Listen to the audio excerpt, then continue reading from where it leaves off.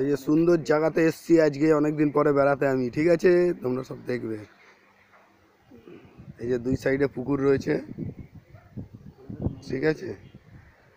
আর যাবো ওই সামনে বটগাছ গোড়ায় একখানা ভোলেনাথের মন্দির রয়েছে আমাদের এখানে, হেভি সুন্দর জায়গা, তোমরা আসতে পারো ঘুরতে।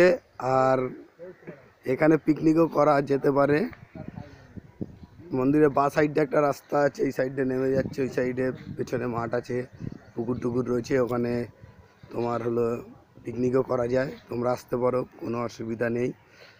আর পুকুর রয়েছে, সুন্দর সুন্দর মাছ আছে।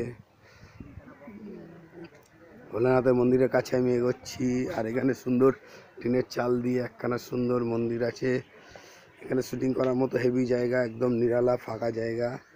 আমি রয়েছি, একাই রয়েছি, পেছনে দুজন রয়েছে। এখানে ছেলেপেলেরা মাঝে মধ্যে আসে, আড্ডা মারে বিকেলবেলা। আর এটা জঙ্গলে অনেকটা ভেতরে রয়েছে ভোলেনাথের মন্দির, খুব সুন্দর জায়গা, শুটিং করার মতো জায়গা আছে, ঠিক আছে? কোনো অসুবিধা নেই। সামনে পুকুর রয়েছে,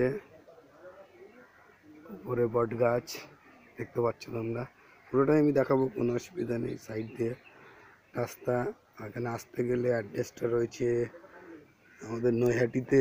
নৈহাটি রাজেন্দ্রপুর মাছ বাজার এসে নামতে হবে, বা নৈহাটি স্টেশনে এসে ওখান থেকে পূর্ব দিকে হেঁটে আসতে হবে, বলতে হবে নীল ঘোষের বাগান।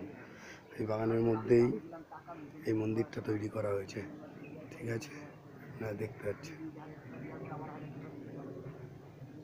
খুব সুন্দর জায়গা, তোমরা বেড়াতে আসতে পারো।